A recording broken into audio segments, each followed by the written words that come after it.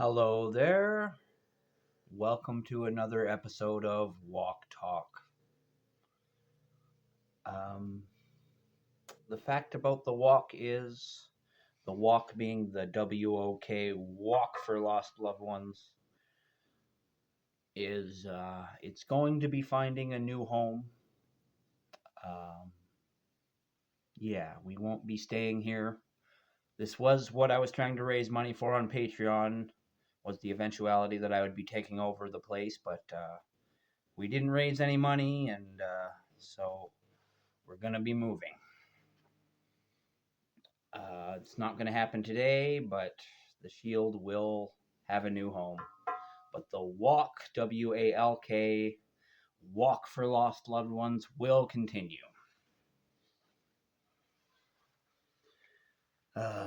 Not feeling super athletic today. I'm really just resting the Shield on my shoulder. I normally rest it on my right shoulder, but I need to exercise the left a little bit better. So for the next little while, I got to try to lift it up with the left arm there, just to balance things out a little bit. As always, I will be doing 5 squats with this titanium shield. I do the squats to celebrate our 50-mile pallet carry that we did in May. And that's to raise awareness for suicide prevention. And I also do the 5 squats to prepare for the future of the Walk for Lost Loved Ones, where in the future I plan on carrying the pallet another 50 miles, but with less rests. So let's do those squats, but figured for a little extra bonus, I'm going to take a hoot off the disco fish, just for the hell of it.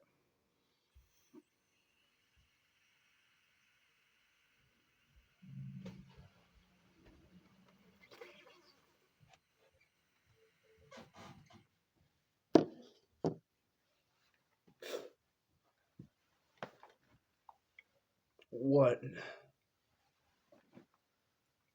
two,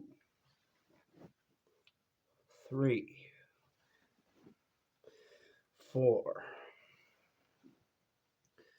5.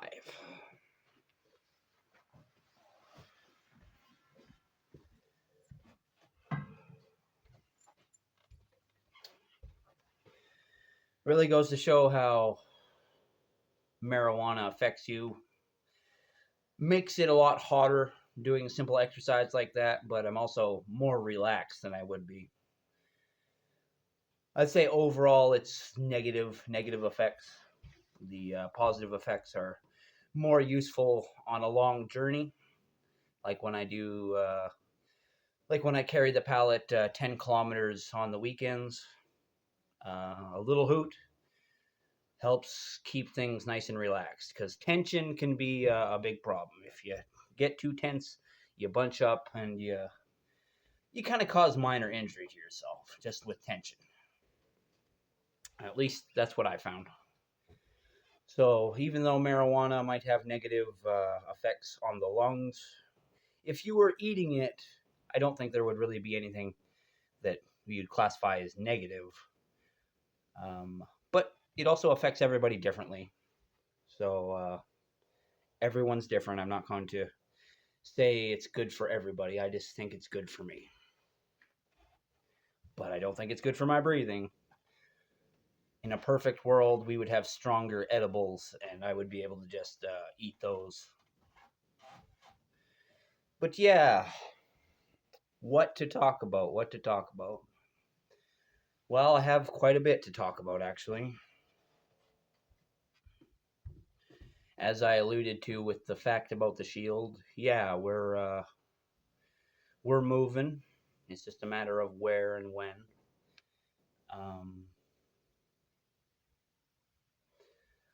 I'm trying to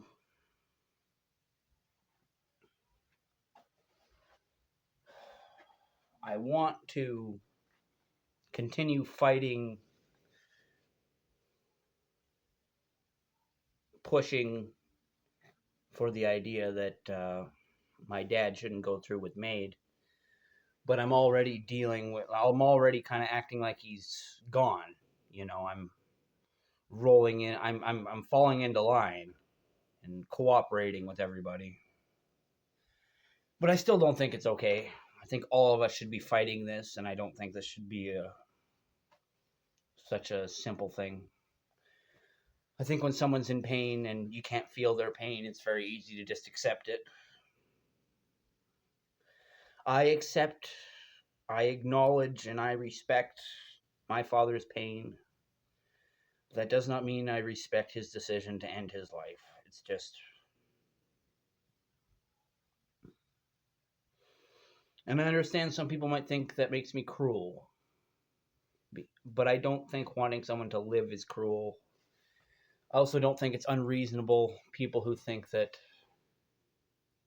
they don't want to live with pain and so they want to not live anymore. That doesn't seem unreasonable on the surface, but with that comes an underlying acknowledgement or belief that you think there's going to be no pain after you die. And nobody gets that guarantee, but everybody acts like it's just a given. I remember when I was younger watching The Little Mermaid 2. There was a scene where a character gets trapped in like an underwater cave without they did have the ability to breathe underwater because of a la Mermaid, but I think they lose the ability to breathe underwater, and so they're just like a regular person trapped. And I remember thinking I would smack my head on a rock because I wouldn't want to deal with the drowning thing. And as I grew up, there were many times I thought of scenarios where if I was on fire, or if this was happening, or if that was happening. I don't think like that anymore. I think it's no small change in someone's thinking that you see death as the relief, as the way out, but we don't know. We're just making an assumption based on the fact that that body ain't moving or flailing in pain no more. We know not the nature of death. Looks like not much is going on there. And that's why many non-religious people or atheists have a belief, and it is a belief, even though supposedly they're in a school of thought where they're not supposed to have beliefs like that. But they still believe nothing happens when you die. And it's like, no, I ain't seen no evidence of nothing. And maybe it's one of those things you can't prove nothingness. Like there's no witnesses to non-existence. But there's also no witnesses to a peaceful rest. It's RIP. Rest in peace. But is it really? Like, do we know? Rest in peace, rest in paradise, or is it rest in pain? We have no idea what the nature of death is, and I think it's foolish, or it's wasteful, it's selfish, it's so many things to go running headfirst into death when you can still live.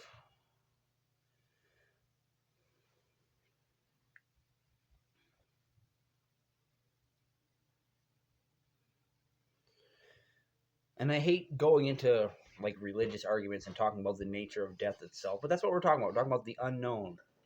And I'm tired of people talking like they know it, and people saying they would do the same thing. They don't want to live with pain. They would also want to go. But I didn't want to say to them, but you don't know that pain is gone when you're gone. I don't want to use fear tactics. I want to talk about how valuable life is, and how even though you don't know what happens next, you should still value what you know exists here and now. I try not to have major beliefs for the most part. But I can be convinced with evidence, and I found a lot of evidence that life is valuable, and it's full of valuable people with valuable connections to you and to everyone else. And even if they aren't like your close personal friend, we are all connected. We all breathe the same air. We're all pulled down by the same force of gravity. But how do I use that to convince somebody to want to continue living? Like that's my problem is like, just because I believe something, that doesn't mean that I can convince anybody else, or should try to force my beliefs on anybody else. But I feel like there's like nobody in the argument of just standing for life, like just how in a court system, even if it's the most terrible murder in the world, there should always be somebody to defend them and at least stand on their side for the sake of someone standing on their side. And where is that in the case of life and death?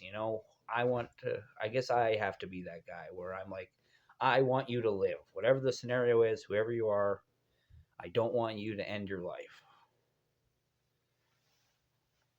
And that gets complicated. But life is complicated. That's the complicated thing that I want to continue doing. Because even if you're a terrible person or you feel like you've done all you can do, your story isn't done. Even your simple words to another person can set off a domino chain of reaction that changes the world. Dominoes everywhere. It's an expression I use that is stupid, but I think makes sense. Is when this sets off that, and you do that, and it does this, and people spread rumors over here, and it's like one thing after another. Dominoes everywhere. But that's also what's scary about life, It's like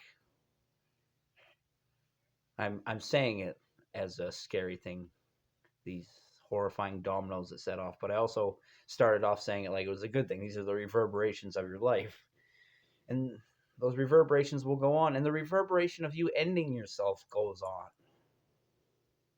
You're telling a generation after you that, well, it hurts, so you should just end it.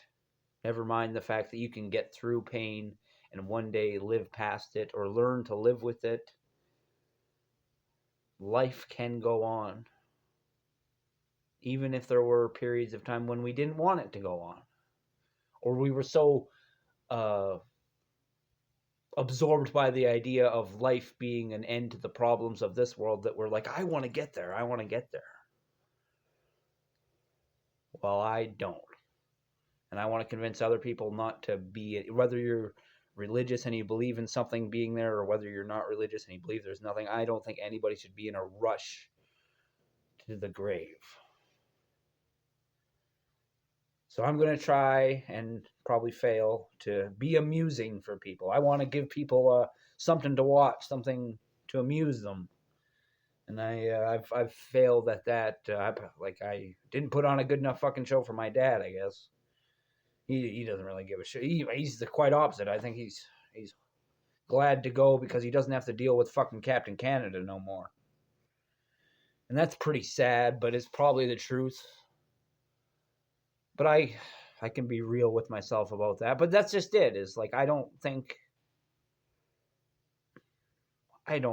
know how much pain he's going through, but I don't think a person should be in the hospital for less than 2 months and already be off the mortal coil by their own doing. I feel like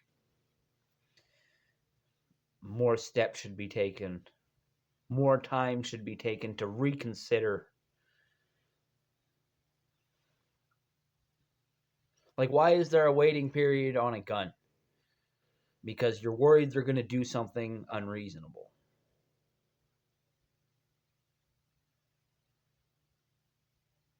But they know he's going to do something unreasonable. They're not stopping him. They're just going to confirm that he's as sick as he says he is. Even though there's lots of times when people live way past the projected dates that they're set out to live. Even though they set a time for you and say, well, you're going to die in this amount of time, you can outlive that. You can outlive your life expectancy.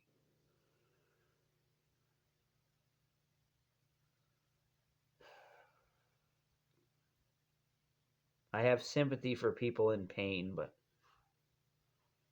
what about the pain of the people left behind? And then it becomes an argument of like, well, their pain is worse than your pain. And it's like, nobody's pain is worse than anybody else's pain. Everybody's pain is all equally valuable.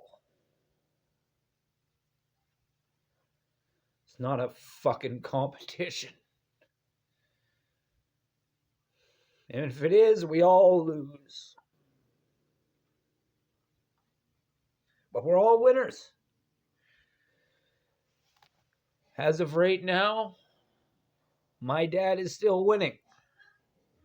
He's still alive.